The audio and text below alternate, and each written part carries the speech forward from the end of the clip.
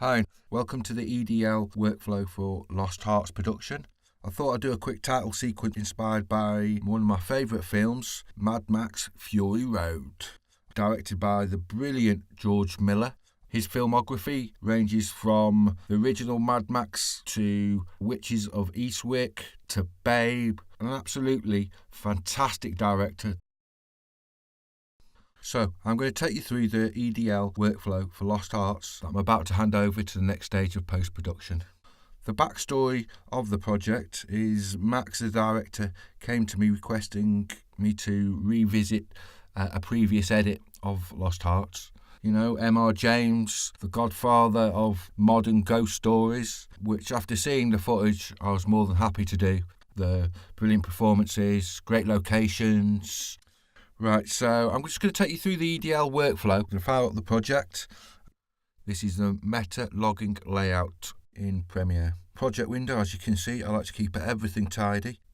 Here, under the main sequence bin, we have two comps. The old comp that was worked on from the original edit.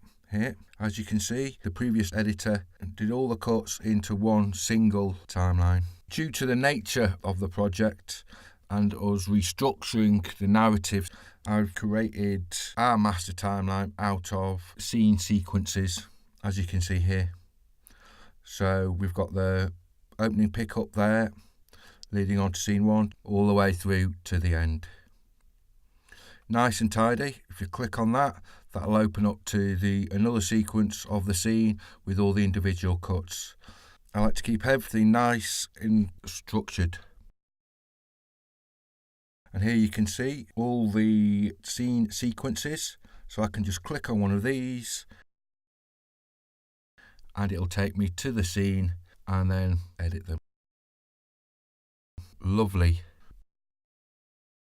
The EDL export only takes one video track. So we need to bring all this down into one, which is good working practice because when I pass this on to graders, they've got everything in this one track. Just nice and tidy for them. Perfect. Visual effects by Dan, who's an awesome effects artist. Yeah, he's really elevated the production with his effects. Just giving it that bit more creepiness, those extra scares. You know, his flashbacks look like a Monet painting. Absolutely gorgeous. Fantastic job. So from there, we've gone to the rushes bin. As you can see, it's a fair production, you know, from all the reels to the pickups. They're all in here at hand. Now, one thing I have to say is, you know, through multiple pickups and filming a wide variety of cameras from JVC, Blackmagic, Sony FS7 and those file formats. What I've done with the Sony MXF, I've created proxy files, brought them down to 720p. They were originally shot in 4K, so there's some scope to adjust for reframing. The proxy files, I've renamed them, they're exactly the same as the master. Then when we export the edit decision list, we can then link in with the master clips. And that way they can bring in the 4K footage that they can reframe and they'll have all the S-Log lovely data.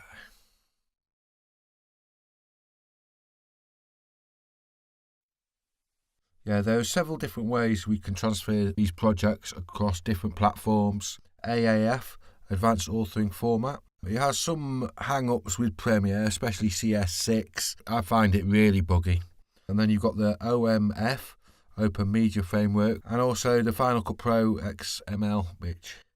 But today we're concentrating on the EDL, and that is a CMX 3600 file. So we open this up and we're in our timeline, as you can see. If we click on a scene, there, this is the pickup intro. Click down to export. If you hit EDL, and then if you copy the EDL scene name, and then you'll be able to paste that in the save file name, so we know exactly where we are.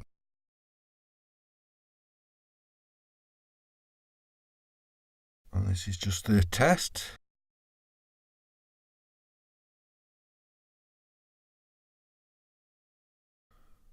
Right, from there, I'm going to open up CS6 again, but this can be used in DaVinci Resolve, Sony Vegas or Avid. You can bring this in. And then as you can see, here's what I've done earlier.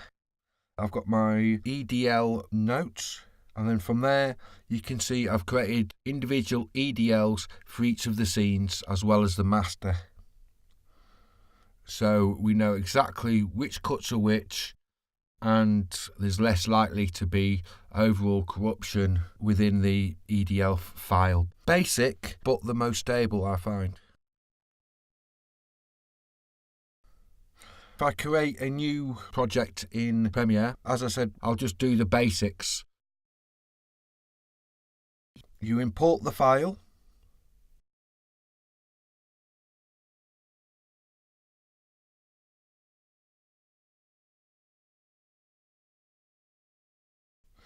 And then we need to link the footage to the files. As you can see what I'm doing here. I'm group batching the first lot and then go to link media. And from there, we just need to find the first file and it'll find the rest within that folder. We jump to another folder, we find the first one, and so forth and so forth. Which, as you can see now, while I'm doing this, it doesn't take no time at all. This pickup was filmed with Action Image Productions, a Cheltenham-based production company. Brilliant crew, excellent cameraman, sound, production manager, and they produced some fantastic images. They did a really good job. It was a pleasure watching them in action, it really was.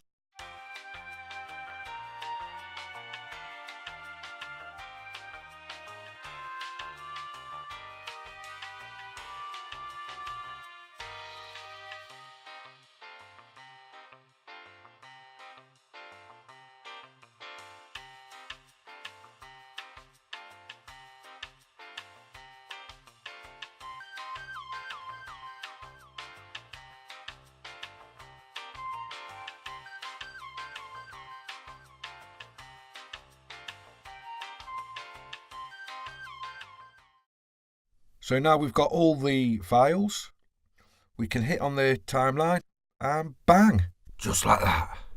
It's all there in one video track, all the cuts in place as it should be. And there we go. What we do, we get that sequence, drop it into the main master sequence and repeat and repeat and repeat until we've got all the tracks sorted. Finally, I've got to say, working with Max has been an honour. He is truly a gifted director and a first-class producer, as can be seen in this production. I hope you've enjoyed this video, and so until the next one, cheers.